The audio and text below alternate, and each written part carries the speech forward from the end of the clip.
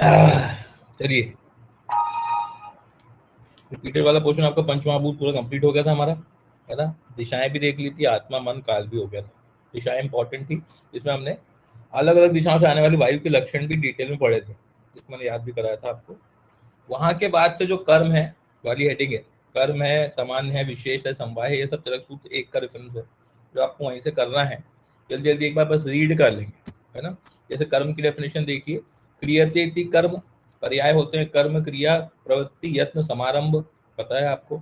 परिभाषा डीजी से भी पढ़ सकते हैं आप, डीजी में पढ़ा चुका हूँ मैं, 2 बार पढ़ा चुका हूँ, है ना। परिभाषा देखें तो प्रयत्न आदि कर्म चेष्टितम उच्यते, कुछ नहीं करना है, चेष्टा से उठा लेना है अपने को। कर्म मतलब होता है चेष्टा, तो चेष्टितम उच्यते मतलब कर्म की डेफिनेशन है, प्रयत्न द्वारा की गई चेष्टा कर्म कहलाती है। लक्षण क्या होते हैं, कर्म द्रव्याश्रित है, निर्गुण और संयोग और विभाग का निरपेक्ष कारण है। डेफिनेशन बड़ी इंपॉर्टेंट है चरक सूत्र 1 की।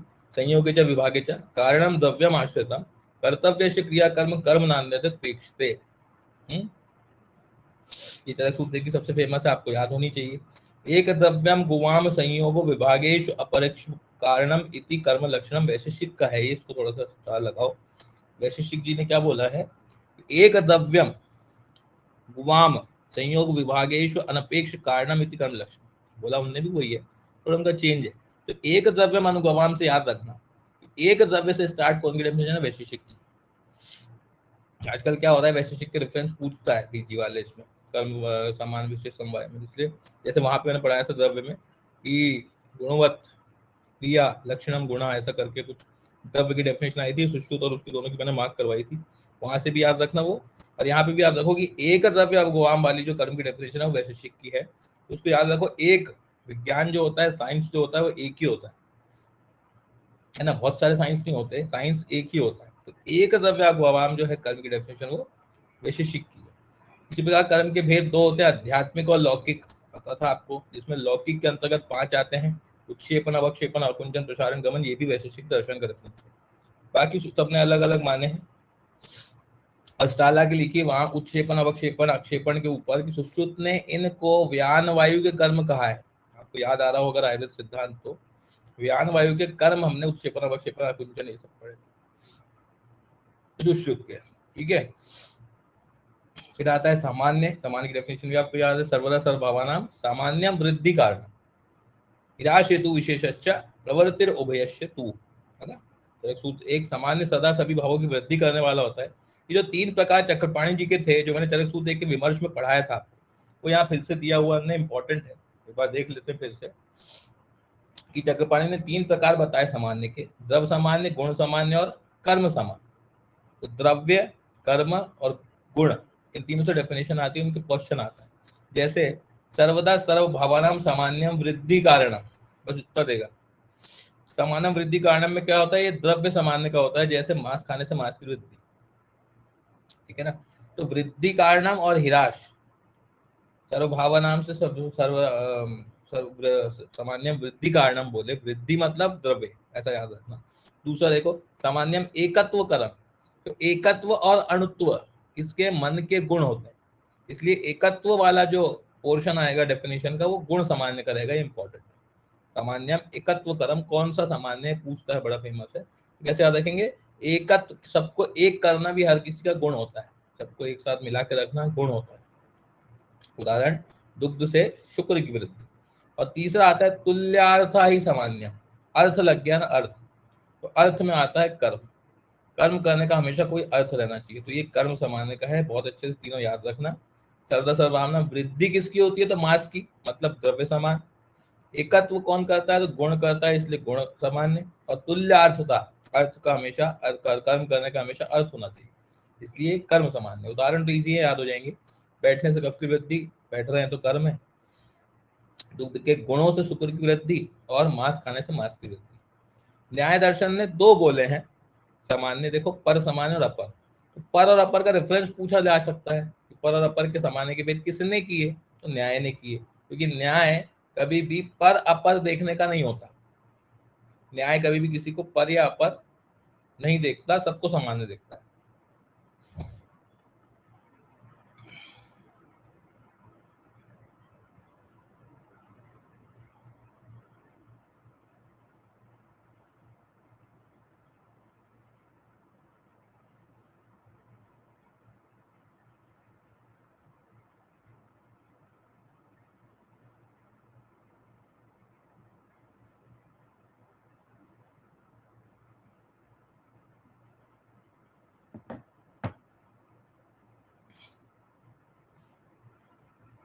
है ना। तो न्याय पर अपर के लिए अलग नहीं होता, सबके लिए सामान्य होता है, इसलिए पर अपर भेद सामान्य के न्याय ने किए। भट्टार हरिश्चंद्र ने भी 3 भेद किए, ये भी इंपॉर्टेंट है, कहीं आया नहीं है। भट्टार हरिश्चंद्र जी ने 3 भेद किए सामान्य के। कौन से? अत्यंत सामान्य, मध्य सामान्य और एक देश सामान्य। ये पता अपने को रहता है क्या, अत्यंत सामान्य, मध्य सामान्य, एक देश सामान्य कहीं बताए हैं किसने, सामान्य के भेद हैं, लेकिन किसने बताया याद नहीं रहता, तो रेफरेंस बन सकता है किसने माने ये भेद, तो भट्टार हरिश्चंद्र, ठीक है ना। तो हरिश्चंद्र का याद रखना 3 ये वाले हैं। न्याय दर्शन का परापर हो गया, चक्रपाणी के आपको पता है, ये आपका सामान्य हो गया। उसके बाद सेम ऐसे ही आता है विशेष भी। विशेष का क्या होता है? सामान्य एकत्व करम, विशेषस्तु पृथकत्व कृत, और तुल्यार्थ ही सामान्यम विशेषस्तु विपर्यय। ये चरक सूत्र की डेफिनेशन है। सदा सभी भावों का हिराश करने वाला काम कौन सा होता है? विशेष। चक्रपाणी ने इसके भी 3 किए, वही द्रव्य, गुण और विशेष, ठीक है ना। तो अब देखते हैं, हिराश हेतु विशेष प्रवृत्ति उभयश्यतु, इंपॉर्टेंट है। हिराश हेतु विशेष किस में आ जाएगा? हिराश का हेतु विशेष कौन होता है? तो ये द्रव्य समान, द्रव्य विशेष है। जैसे मांस वृद्धि से शुक्र औसत, रूक्ष औसत से मांस का क्षय होना, या मांस वृद्धि में रूक्ष औसत देना। तो ये क्या हो गया? हिराश हेतु विशेष। हिराश हेतु विशेष किसका जाएगा? द्रव्य सामान्य का। उसी हिसाब से विशेषस्तु पृथकत्व कृत, देखो एकत्व करना जो है वो गुण है किसी का, किसी में गुण होता है, और पृथक करना भी किसी का गुण होता है, सबको अलग अलग करना भी गुण में आएगा। तो एकत्व और पृथक एक में चल जाएगा, इसलिए गुण समान, गुण विशेष है, गुण विशेष का एग्जाम्पल है। और विशेषस्तु विपर्यय, विपर्यय अर्थ होता है किसी भी कर्म का, और विपरीत भी कर्मी होते हैं, इसलिए विपरीत वाला कर्म, कर्म विशेष का ये अच्छे से याद रखो, ठीक है ना। कर्म विशेष, पृथकत्व कर गुण विशेष, पृथक करना गुण होता है, और हिराश हेतु विशेष द्रव्य समान। तीनों को याद रखना, भूलते हैं अपन, ये तीनों भेद में बता रहा हूँ, भूलते बहुत है, इसलिए इनको अच्छे से याद रखना। मैं भी भूल जाता हूँ कभी अभी तक। इसी प्रकार आता है समवाय। समवाय में क्या बोल रहा है? वही समवायो अपृथक भावो भूम्यादि नाम गुण ही मता सनित्यो यत्र ही द्रव्य न तत्र नियतो गुण। ये भी अपृथक भावों से उठा लेना, जो पृथक न हो सके वो समवाय है। पृथ्वी आदि द्रव्यों का अपने गुणों के साथ अपृथक भाव होना समवाय है। उदाहरण, पृथ्वी में गंध, जल में शीत, अग्नि में उष्ण, ये नित्य है। और नित्य संबंध समवाय तर्क संग्रह का है, इंपॉर्टेंट है, लिख लो। तर्क संग्रह ने इसको क्या बोला है? नित्य संबंध ही समवाय, मतलब समवाय को नित्य संबंध बोला। तो डैश संबंध ही समवाय करके पूछ सकता है, या नित्य संबंध ही डैश करके पूछ सकता है। तर्क संग्रह का रेफरेंस है ये। उन्होंने समवाय के लिए क्या यूज किया? नित्य। जो नित्यता से एक जैसे साथ रहे वही समवाय होते हैं, ठीक भी है। जैसे एग्जांपल दिया उन्होंने, घटादि नाम कपाल आदौ द्रव्येषु गुण कर्मणो तेषु जातेषु संबंध समवाय प्रकृतिता। किसका है? करिकावली का बड़ा फेमस श्लोक है ना, बहुत जमाने से फर्स्ट ईयर से पढ़ते आ रहे हैं हम लोग। घटादि नाम कपाल आदौ द्रव्येषु गुण कर्मणो तेषु जातेषु संबंध समवाय प्रकृतिता। किसकी डेफिनेशन है?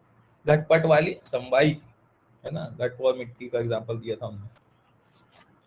उसके बाद आ जाता है आपका गुण, जो आपने चरक में पढ़ा है, फिर डीजी में पढ़ा है। यहाँ और थोड़ी उसकी डिटेलिंग है अच्छे से, एक बार और रीड कर लो, है ना।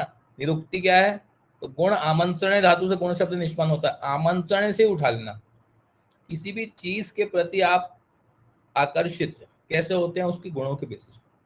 तो आमंत्रित करने वाला कौन हुआ? अपनी तरफ गुण होते हैं, किसी किसी के भी गुण जो है किसी को आमंत्रित करते हैं। गुण्यते आमंत्र्यते लोक अनिति गुणा, इस कारण लोग द्रव्य की ओर आकृष्ट होते हैं, उसे गुण कहते हैं, ठीक। लक्षण देखो तो समवाय निश्चेष्टा कारणम गुणा, निश्चेष्ट होता है, समवाय होता है, निहि कारण होता है ना। समवाय निश्चेष्ट, न चल पाता, कुछ नहीं करता, गुण जो रहता है वो कुछ नहीं करता, वो सिर्फ द्रव्य के अंदर रहता है। तो निश्चेष्ट से ही उठा लेना। निश्चेष्ट कौन होता है? गुण, जो चल के नहीं जाता, लोग गुणी के पास चल के आते हैं, ऐसा याद रखो। गुणाश्च गुणांतर भावन्ते, मैंने याद कराया था रेफरेंस आपको वैशेषिक का। वैशेषिक ने क्या बोला है गुण के लिए? गुणास्तु गुणाश्च गुणांतर भावन्ते, अंतर से याद किया था मैंने। विज्ञान जो है वो अंदर से आता है ना। विज्ञान ऐसा नहीं कि आपने कहीं से देख लिया, कुछ हो गया तो आपको कहीं प्राप्त हो गया, अंदर से ही आपके अंदर वो रहता है। अगर आपको साइंटिस्ट बनना है तो आपके अंदर से वो पहले से बिल्टअप रहेगा। तो विज्ञान जो है वो अंदर से आता है, मतलब गुणांतर भावन्ते किसका रेफरेंस है? वैशेषिक। जो समवाय संबंध से द्रव्य में आश्रित हो, कर्म रहित हो, गुण रहित हो तथा कार्य के प्रति असमवाय हो, उसको गुण कहते हैं ना, असमवाय। फिर गुण की संख्या आपको पता है, सबको याद है, चरक की 41 है।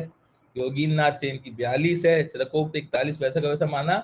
एक्स्ट्रा इनने मन माना था अध्यात्म गुण में, स्टाइल आके लिख लो, वहीं पर लिखा होगा। चरक ने 41 माने, योगीनाथ सेन ने 42 माने, तो चरक के 41 में उन्होंने सिर्फ एक मन को ऐड किया। न्याय के आपको बताया था मैंने, न्याय हमेशा 24 घंटे होता है, ऐसा नहीं कि अदालत बंद हो गई, अदालत 24 घंटे खुली रहती है। 24 घंटे न्याय होता है, मतलब 24 इनके हैं, और वैशेषिक के 17 है। इंपॉर्टेंट, वैशेषिक के 17 क्या किया इनने वो देखना पड़ेगा। पहले तो देख लो पूरे 41 कौन सा है, तो सार्थ, गुरुवादयो, बुद्धि प्रयत्नांत परादेह, लिखते जाओ वहां पे। सार्थ मतलब क्या होता है 5, ऊपर लिख लो 5, गुरुवादय के ऊपर लिख लो 20, बुद्धि प्रयत्नांत के ऊपर लिख लो 6, और परादि के ऊपर लिख लो 10। तो 5, 20, 6 और 10 कितने हो रहे? 41। ये 41 गुण होते हैं टोटल चरक के। सार्थ मतलब आपको पता है, अर्थ मतलब इंद्रियों के अर्थ, तो इसलिए सार्थ गुण 5 वो वाले हो जाएंगे। इन्हीं को वैशेषिक भी बोलते हैं, वहीं पे लिख लो सार्थ गुण या वैशेषिक गुण, है ना। 5 होते हैं, शब्द स्पर्श रूप स्कंध। उसके बाद गुरुवादी गुण लिखा है, इनको शारीरिक गुण या चिकित्सीय गुण भी बोलते हैं, वहीं पे लिख लो। चिकित्सा की दृष्टि से सर्वोपयोगी अगर कोई है तो वो है गुरुवादी, ठीक है। और स्टाल आके परादी के नीचे लिखो चिकित्सा सिद्धि उपयोगी। चिकित्सा की सिद्धि में उपयोगी गुण कौन से हैं, तो परादी है। सिद्धि, क्योंकि सिद्धि आपकी तभी होगी जब आप परादी का संख्या, बाण, विचार ये सब यूज करके लगाओगे। चिकित्सा की सिद्धि परादी से होगी, पर चिकित्सा में उपयोगी होंगे गुरुवादी, समझ गए। चिकित्सीय गुरुवादी शारीरिक गुण 20 होते हैं। आत्मगुण आपको पता है 6 होते हैं, HDD-DP, और परादी होते हैं कितने? 10। इन्हीं को चिकित्सा और सिद्धि उपयोगी उपाय भी कहा गया है। अब एक चक्रपाणी ने 2 भेद किए गुणों के डिवाइड करके, वैशेषिक और सामान्य। सामान्य उन्होंने सब सामान्य वाले डाल दिए, जैसे 20 गुरुवादी डाल दिए और 10 परादी डाल दिए। देखो चिकित्सीय गुण, गुरुवादी गुण और परादी, चिकित्सा में महत्वशील गुण, ये दोनों को मिला के उन्होंने 30 बता दिए सामान्य होते हैं बोले ये। और विशेष बताया उन्होंने 11। विशेष गुण कितने हो गए? 11। देखो विशेष गुण अलग है चक्रपाणी का मत, और वैशेषिक गुण अलग है। तो वैशेषिक को इंद्रिय गुण को बोला है, सार्थ गुण को, और यहाँ विशेष गुण जो बचे 11 है उनको बोला। कौन से 11 बच रहे? सार्थ बच रहा है और आत्म गुण बच रहे हैं। तो आत्म गुण 6 और आत्म 5 कितने हो गए? 11। विशेष गुण 11, सामान्य गुण 30। ये चक्रपाणी का कोटेशन है, दोनों भेद, 2 भेद हमेशा चक्रपाणी करते हैं, ठीक। अब देखते हैं वैशेषिक गुण के 17। वैशेषिक ने जो 17 ही माने, तो उनने क्या किया जो 17 ही माने? तो पहली चीज देखो, जो इंद्रिय गुण थे उसमें उन्होंने शब्द रस रूप रस गंध होता है, तो उन्होंने शब्द नहीं माना। शब्द लिख के काट लो, एक तो यहां से चला गया। शब्द स्पर्श रूप रस गंध में उन्होंने शब्द को नहीं माना। उसके बाद आ जाओ परादी पे। परादी में भी उन्होंने कुछ किया है, संख्या, परिणाम, संयोग, विभाग, परत्व, अपरत्व, पृथकत्व। यहाँ पे इनने 3 गुण नहीं माने, तो 3 हटा दो। कौन कौन से 3 हटाओगे? आयुष, आयुष को हटा दो। आयुष मतलब क्या होता है?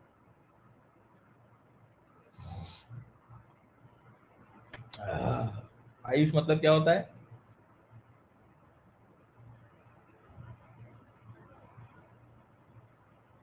है ना, एक तो अभ्यास नहीं दिख रहा, एक युक्ति नहीं दिख रहा, और एक संस्कार नहीं दिख रहा। तो आयुष को इनने हटा दिया। अभ्यास, युक्ति और संस्कार से इनको कोई मतलब नहीं है, इसलिए इनने 3 यहाँ से हटा दिए। तो कितने कम हो गए? 3 यहाँ के, वो एक ऊपर का 4 कम हो गए टोटल, ठीक। उसके बाद आत्मगुण में इनने 6 माने, ठीक है। सुख दुख, बुद्धि, इच्छा, द्वेष, प्रयत्न, यही माने चरक ने भी, उसमें कोई चेंज नहीं किया हमने, है ना। कितने हो गए? 4, 7, 4, 11, 11 और 6, 17। गुरुवादी गुण वैशेषिक जी नहीं मानते, स्टाइल आके लिख लो। उनने गुरुवादी गुण माने ही नहीं। गुरुवादी 20 हटा दो, और बाकी ये 3 और एक 4 हटा दो, कितने हो गए? 24 हटा दो 41 में से, होगा 17, बस।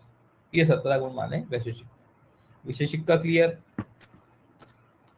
उसके बाद आ जाओ न्याय के 24। न्याय ने 24 में क्या लफड़े कर दिए? देखो 5 तो वैसे के वैसे माने, इंद्रिय गुण में कोई दिक्कत नहीं है, बोले इंद्रिय गुण ठीक, ठीक। पर आदि गुण में इनने 8 ही माने। क्या किया? संख्या है, परिणाम है, संयोग, विभाग, परत्व, अपरत्व, पृथकत्व, संस्कार। संस्कार तो है लेकिन अभ्यास नहीं है और युक्ति नहीं है। तो आयु नहीं मानी इनने। आयु, न्याय आयु नहीं मानता परादी में, जबकि वैशेषिक ने आयुष नहीं माना था, आयुष, है ना। बाकी 6 वैसे के वैसे माने। और इधर गुरुवादी गुण में देखो क्या किया, गुरुत्व, द्रवत्व, स्नेह, धर्म, अधर्म, बस इतने ही किया है। तो 3 और 2, 5 ही माने। कितने हो गए गिनो जरा, 5 द्रव्यों के गुण हो गए, इंद्रिय अर्थ वाले 5, 8 परादी हो गए, 8 5 13, 6 हो गए कौन से अपने अध्यात्म वाले, तो 13 6 19, 19 और 5 कितने हो गए, 24 हो गए, 24, ऐसे 24 इनने माने। तो गुरुवादी इनने माने ही नहीं, सिर्फ 3 और 2 5 गुरुवादी माने हैं। बोले बस गुरुवादी सबका अंतर्भाव इन्हीं में हो जाता है, एक तो स्नेहत्व में, एक गुरुत्व में, और एक द्रवत्व में। द्रवत्व, गुरुत्व, स्नेहत्व 3 बस माने, धर्माधर्म 2 एक्स्ट्रा 5, बाकी 6 वैसे के वैसे हैं। इधर आयु नहीं माना तो 8 है, और इधर रस रस 5 पूरे माने, वैसे इनके 24 होते हैं। ये न्याय वैशेषिक चरक के गुण हो गए। और भट्टा हरिश्चंद्र का आपको पता है 42 कैसे, योगीनाथ सेन ने 42 कैसे किए, चरक के गुणों को एज इट इज मान के मन को एक्स्ट्रा मान लिया अध्यात्म गुण में। क्लियर। फिर देखते हैं चरकों के 41 गुणों का न्याय के 24 गुणों में समावेश, जो मैं बता रहा था ना, वही उन्होंने बोला कि गुरुत्व का गुरुत्व में, द्रव का द्रवत्व में, स्निग्ध का स्नेह में। ये 3 तो गुरुवादी हो गए, ठीक है ना। युक्ति का संयोग में हो गया, अभ्यास का संस्कार में हो गया, इसलिए उन्होंने युक्ति और संस्कार को नहीं माना, युक्ति और अभ्यास को नहीं माना।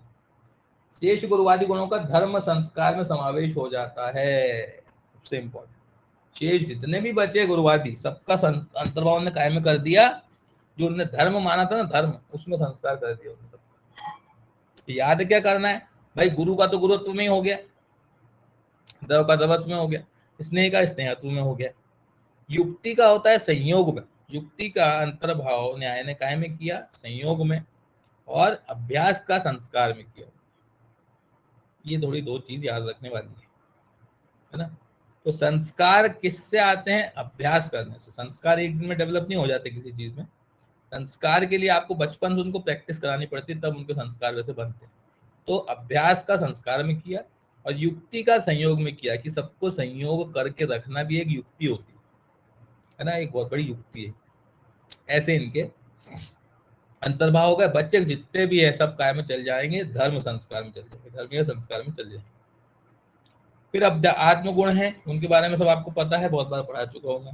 जैसे अध्यात्म गुण की संख्या 3 होती है, 6 होती है, कौन सी, इच्छा, द्वेष, सुख दुख, प्रयत्न, चेतना, धृति, बुद्धि, स्मृति, अहंकार, लिंगानी परदात्मन, है ना। तो बुद्धि देखते सबसे पहले, सर्व व्यवहार हेतु गुणों बुद्धि ज्ञानम, तर्क संग्रह का इंपॉर्टेंट रेफरेंस है। सर्व व्यवहार हेतु, सर्व व्यवहार हेतु गुणों डैश, ऐसा करके पूछता है, इसकी डेफिनेशन।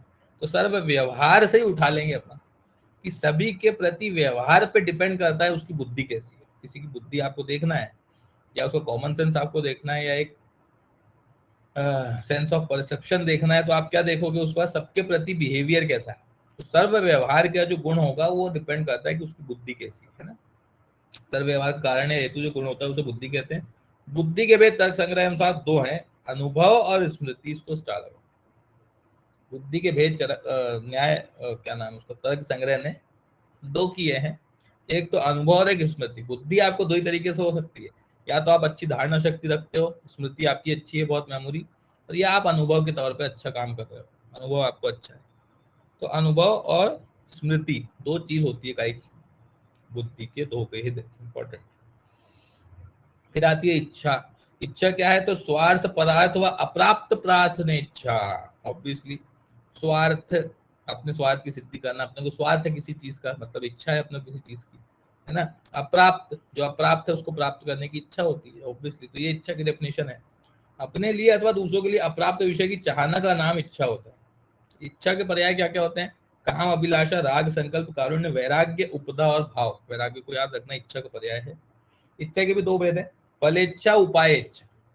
या तो आपको किसी फल की इच्छा है, या किसी समाधान की इच्छा है, 2 इच्छा हो सकती है, फलेच्छा और उपाय इच्छा। याद रखना, यहाँ से, यहाँ के अलावा कहीं आए नहीं है, थोड़े इंपॉर्टेंट भेद है ना। तो फलेच्छा, काम, उपाय इच्छा, तो इच्छा के भेद दिख रहे हैं अलग ही। बुद्धि के हो रहे थे अनुभव और स्मृति, ठीक है ना। और स्वार्थ परार्थ, स्व के लिए या पर के लिए अपन क्या करते हैं, कोई भी इच्छा रखते हैं, तो इच्छा की डेफिनेशन।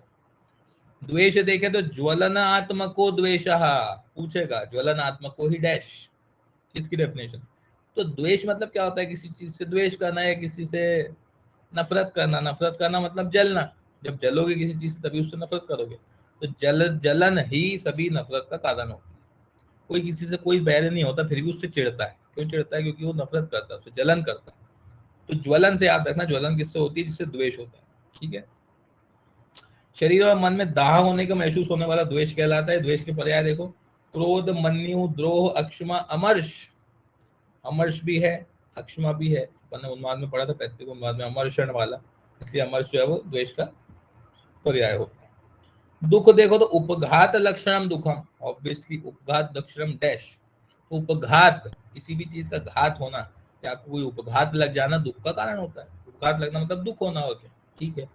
अधर्मजन्य प्रतिकूल वेदनियम गुणो दुखम, ये भी पता है आपको। कोई भी चीज की, कोई भी किसी भी प्रकार की प्रतिकूल वेदना अगर है, प्रतिकूल मतलब आपके सोचने के विपरीत या अनुकूल नहीं है, प्रतिकूल है किसी भी प्रकार की वेदना, तो उसको दुख बोलते हैं, है ना। कोई भी चीज उल्टी हो गई तो वो दुख का कारण होती है, ठीक है, ये भी समझ में आ रहा है। अधर्म से उत्पन्न होने वाला और यह मुझे न हो, इस प्रकार प्रतिकूल ज्ञान विषय जो गुण है उसे दुख कहते हैं। ये अपने को नहीं होना चाहिए, तो कोई भी आदमी मना इसलिए करता है जो दुखकारी होता है। फिर आता है सुख। सुख क्या होता है, अनुग्रह लक्षणम सुखम। अनुग्रह मतलब ग्रहण करना, तो ग्रहण अपन किसको करेंगे, सुख को। तो अनुग्रह लक्षणम डैश मतलब सुखम, अनुग्रह कर रहा है ना उसको, अनुग्रह मतलब सुख। और धर्मजन्य अनुकूल वेदना सुख होता है। तो धर्मजन्य जो होता है वो सुख होता है, अधर्मजन्य प्रतिकूल वेदना दुख होगा। अधर्म से दुख आता है और धर्म से सुख आता है, बस सीधी सीधी याद हो गया।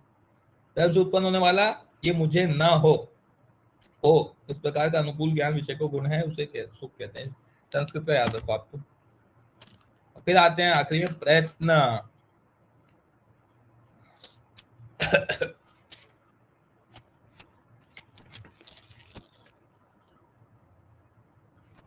है ना।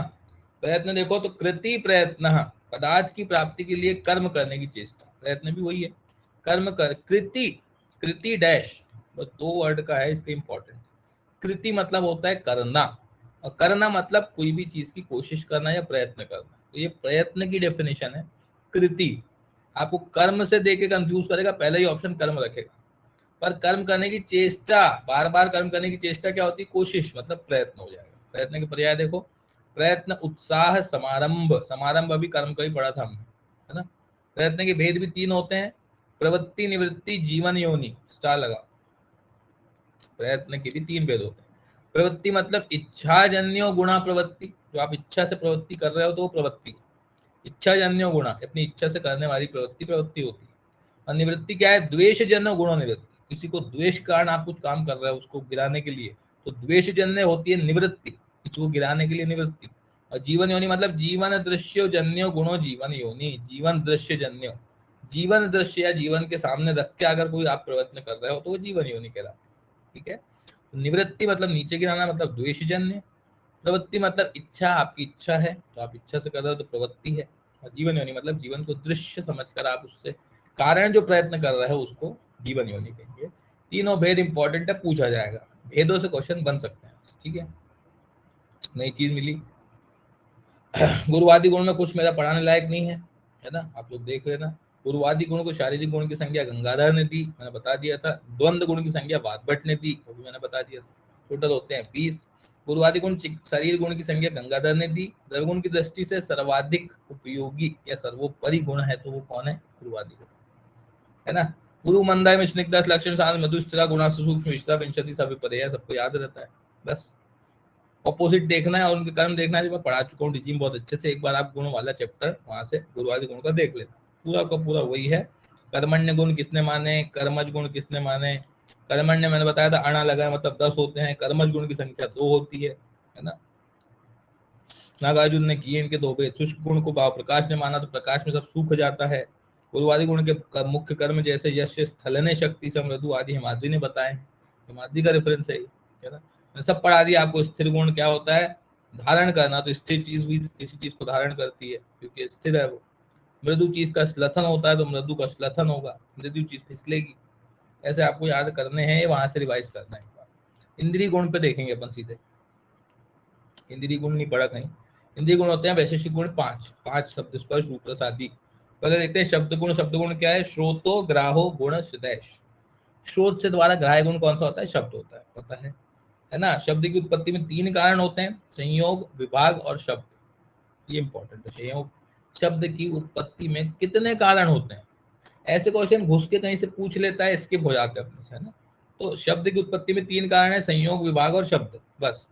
समवायी कारण क्या होता है शब्द का? आकाश, आप सबको पता है, आकाश गुण से शब्द गुण जुड़ा रहता है। असमवायी कारण होता है संयोग, विभाग, शब्द, ये इंपॉर्टेंट। शब्द गुण का या शब्द वाले गुण का असमवायी कारण क्या होगा? तो संयोग, विभाग और शब्द, जो उसके शब्द उत्पत्ति में कारण थे। उत्पत्ति में जो कारण होते हैं वो असमवायी हो गए, और आकाश तो उसमें नियत रूप से है ना, इसलिए वो समवायी हो गए, ठीक। और निमित्त कारण होता है भेरी और दंड, इसको स्टार लगाओ। तीनों के एग्जाम्पल दे दिए। इस शब्द के संबंध में जो भेरी दंड जो आवाज पैदा हो रही है वो निमित्त कारण है, इंपॉर्टेंट, निमित्त। फिर असमवायी कारण क्या होगा? जो उसकी उत्पत्ति करा रहा है, कौन कौन? संयोग, विभाग और शब्द। और समवायी कारण क्या होगा? जो उसमें नित्य रूप से बना हुआ है, तो वो आकाश, ठीक। एक शब्द से दूसरे शब्द की उत्पत्ति विचित्रंग न्याय द्वारा होती है। विचित्रंग न्याय द्वारा क्या होता है? एक शब्द से दूसरे शब्द की उत्पत्ति, इसको स्टार लगाओ। कौन सा न्याय? विचित्रंग। तरंग रंधित शब्द बोलते हैं, तरंग जाती है कान में। शब्द के भेद दो ही होते हैं, ध्वन्यात्मक और वर्ण्यात्मक। मैंने विमान आर्ट में पढ़ाया था अभी विमर्श में। तिलक ने शब्द के भेद चार बोले। एक तो अनृत था, सत्य था, है ना, यथार्थत्व था और अनृत था। ऐसे करके चार वर्ड थे चरक के। शब्द चार होते हैं। वही मैंने लिखा था कि मेनली शब्द दो होते हैं, शब्दात्मक और ध्वन्यात्मक और वर्णात्मक। वर्ण मतलब बोलना, और ध्वन्यात्मक मतलब आवाज आना, किसी चीज की साउंड की आवाज आना, वो अलग होता है। तो स्पर्श गुण आता है दूसरा। स्पर्श क्या होता है? स्पर्श त्वगिंद्री मात्र ग्राह्य, त्वगिंद्री के बाद ग्राह्य, ठीक है। स्पर्श के भी तीन भेद होते हैं, देखो।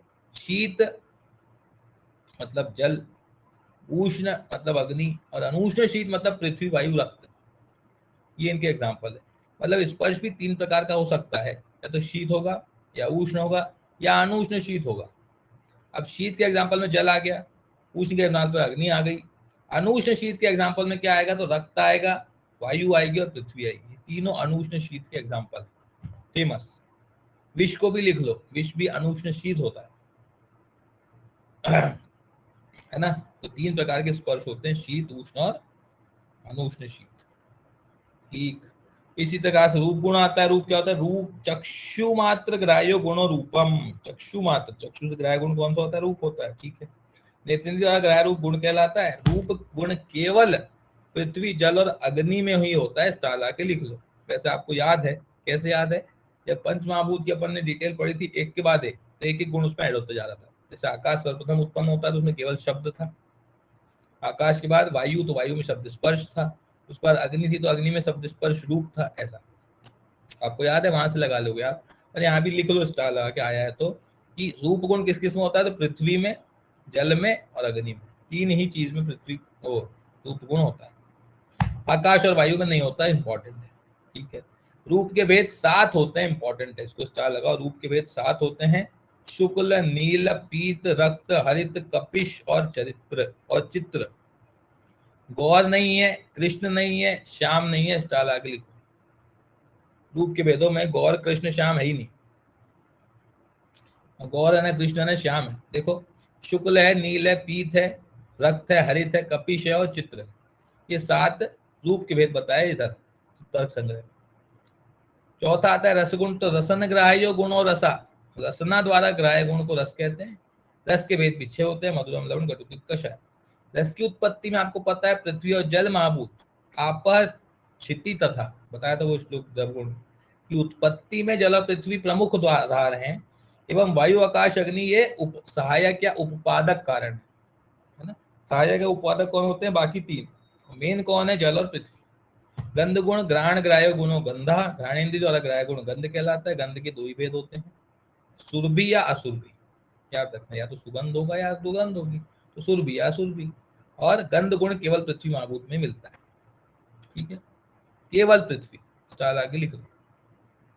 फिर आते हैं पराधि गुण सिद्धि उपाय चिकित्साया। ये भी मैं नहीं पढ़ाने वाला हूँ यहाँ से, क्योंकि मैंने वहां बहुत अच्छे से द्रव्य गुण में पढ़ाया था आपको, डिटेल में एक एक भेद भी पढ़े थे। एक बार आपको वहां जाके वो सुनना पड़ेगा।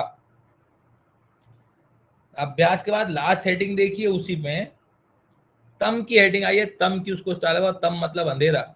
तो तम अहंकार का वर्णन वृद्ध भागवत ने अनौषध चिकित्सा के अंतर्गत किया है। स्टार लगा के रेफरेंस याद रखना। किसने? तो वृद्ध भागवत ने। कहा? तो अनौषध चिकित्सा के अंतर्गत। अनौषध चिकित्सा में तम आता है। और तमा कषाय कटुकम।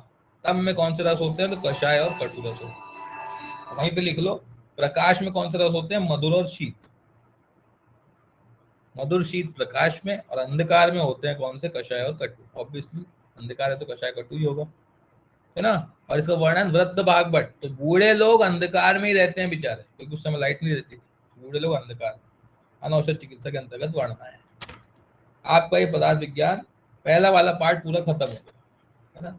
अब प्रमाण वाला वर्णन अपना बचेगा। तो प्रमाण भी आपको जरूर सूत्र 11 में अच्छे से पढ़ा दिए हैं, लेकिन इधर से एक बार और देखना पड़ेगा, क्योंकि कुछ इंपॉर्टेंट चीजें आती हैं। ठीक है, पढ़ेंगे आराम से, धीरे धीरे चलते जाओ आप लोग। आप लोग की रिकॉर्डिंग्स देख लेता हूँ मैं, कि आप लोग 2 या 3 लोग सुनते हो, इसलिए मेरी क्लास लेने की इच्छा नहीं होती कि आप लोग कम से कम एक चीज तो कवर करो, करते ही नहीं। ठीक है।